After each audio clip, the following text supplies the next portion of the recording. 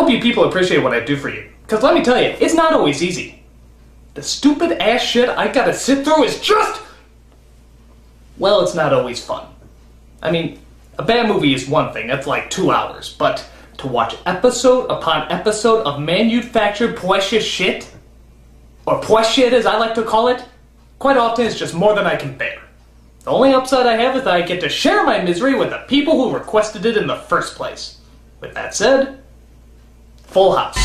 Whatever happened to predictability? For those of you blessed without the knowledge of this show, I'll fill you in. Full House ran in the late 80s and early 90s on ABC's Friday lineup TGIF, which usually had about 4 family-friendly sitcoms that always got called back to our depressing reality by ending with 2020. Thank you, Hugh Downs. Full House often started off the lineup with its cutesy-wootsy, non-threatening as well as non-funny humor and actually ended up lasting for 8 seasons. 8 seasons! That is shit!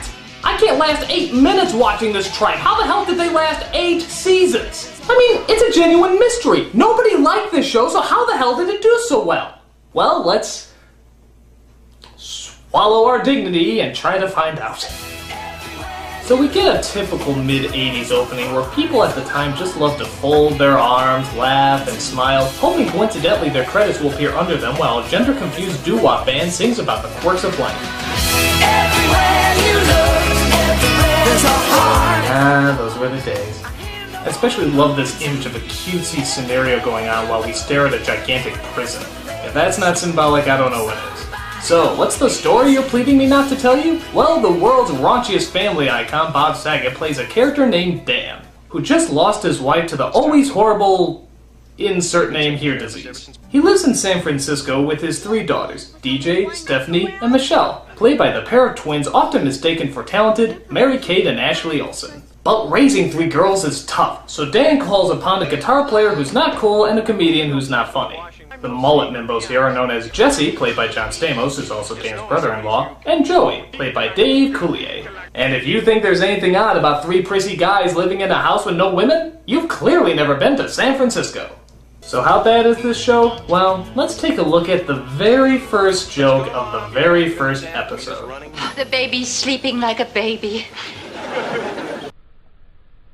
And it's all downhill from there.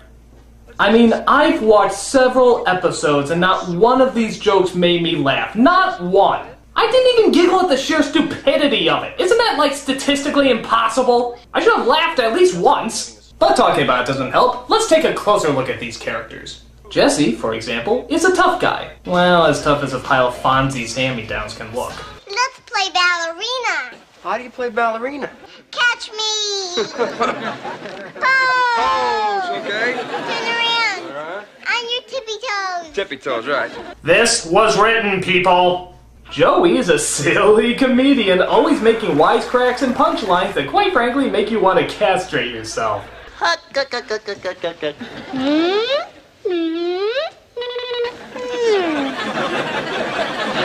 You know the guy from the Police Academy movies, the one that did all the incredible sound effects?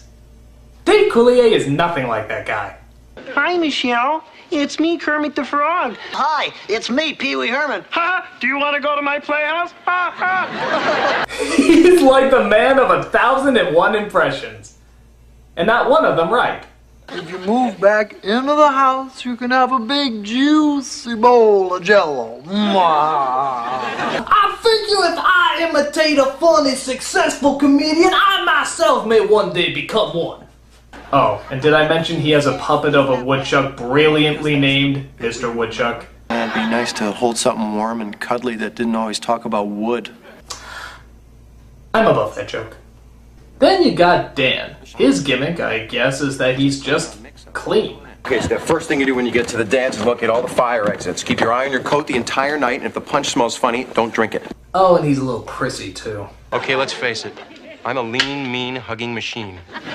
Okay, he's a lot prissy. In fact, knowing Bob Saget the way we know him now, this is actually really funny to watch. Anyone who watches Bob Saget stand-up knows that he is a raunchy, raunchy man. And you know that saying all this family-friendly bullshit is probably just killing him. In fact, let's compare Dan Tanner and Bob Saget for a second, shall we? I know exactly how you feel. And I know how much you girls miss your mother. I've banged half the girls in the room, and that is fucking not true. I have not banged anyone here. I stuck my pinky in your butts, a couple of you. She was devastated. It broke my heart to see the tears in her eyes. Fuck that shit. No thanks, I'm good. Do not, kids, don't fuck that shit. You'll get an infection. You listen to me. Dan Tanner, blow me. Bob? You are my number one guy. Then you got DJ, who I have to admit, as she got older, did get consistently hotter. But that didn't change the fact that she had little to no personality. Wow, you have a date and a dress. So far my problem's looking like a bag of chips and a remote control. Life is hell. There's Stephanie also, but she's sort of on the same boat of blandness. Neither characters really make an effort to stand out. Stephanie, what are you doing? Just hanging around. God!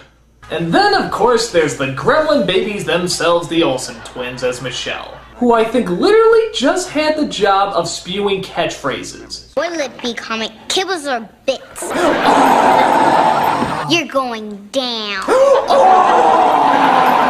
Supposed to keep your cards close to your body. You're supposed to keep your eyes close to your head. I guess this was the character who stole the show, or would if there was anything of value to steal. For some reason, the Olsen twins really took off and made a video series that literally transformed them into millionaires. I swear it also transformed them into Barbie dolls, but to be fair, I think the dolls are a little less plastic. You look just like Sleeping Beauty, except you're awake. The cash cow goes... But when it started out, they were just exploitable babies, and the studio took advantage of every friggin' frame they were in. For example, one episode was about changing a diaper. Ooh. I'll take the south end. Good.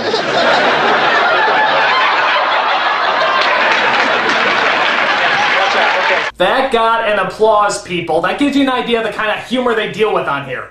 But that's not the only pressing issue this show addresses. There's a lot of other gut-wrenching dilemmas that this show dares to challenge. Like, who's gonna do the dishes? Is the hammock gonna be put up okay? And of course, who can limbo the lowest? Let's get ready to limbo!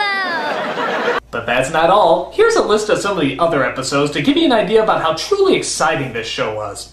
The first day of school, the return of Grandma, Sea Cruise, and Daddy's Home. You know what this is? This is the life of people in picture frames. No issues, no real dilemmas, just a series of cuddly inconveniences. This family makes Norman Rockwell look butch. Grow some balls, will ya? There's other characters who eventually evolved into the show, like Becky, who fell in love with Jesse and eventually married him. Again, she's pretty dull, but I'd be lying if I didn't say she was kind of hot. We're doing the balcony scene from Romeo and Juliet. You know, I did that play in junior high. Wasn't a lot of fun, though. Well, I went to an all-girls school. In fact, I was Romeo. Rather than, oh, I don't know, move out of the house, Jesse and Becky stay together and give birth to twin boys. Yeah, because one set of annoying bad-acting twins just wasn't enough. Do you know what he said? No, just keep naughty. These boys are no actors, as you can clearly see. You can practically see the cue cards they're reading off of. You're no fun anymore. There's also DJ's friend Kimmy, the white female Urkel of the group. I'm practicing the bagpipes for the Scottish Music Festival after school. You know, every time a joke from Full House is uttered, a poor soul commits suicide? Don't get your kilt in a knot, McGreasy. You see? There's also DJ's boyfriend Steve, whose voice you may actually recognize. I know exactly how you felt. Like someone punched you in the stomach and knocked all the wind out of you. Perfect timing, Abu, as usual. That's right, it's Aladdin from, well, Aladdin. That's an interesting bit of trivia for you. But what the hell is he doing on this show? I recently caught up with the actor who played this role and I asked him why he took a part in such a god-awful show. He had this to say. Gotta eat to live, gotta still to eat, tell you all about it when I got the time. Yeah, it's from our talk. We flew him into Chicago to do an audio interview and he chose to answer everything in song. He's quite quirky that way. Oh, and there's also a dog named Comet, because this show just wasn't cute enough yet. All they're missing is a little fairy named Pretty Prissy Funhead, and this atom bomb of cuteness will be complete. Set your adorable levels to 10.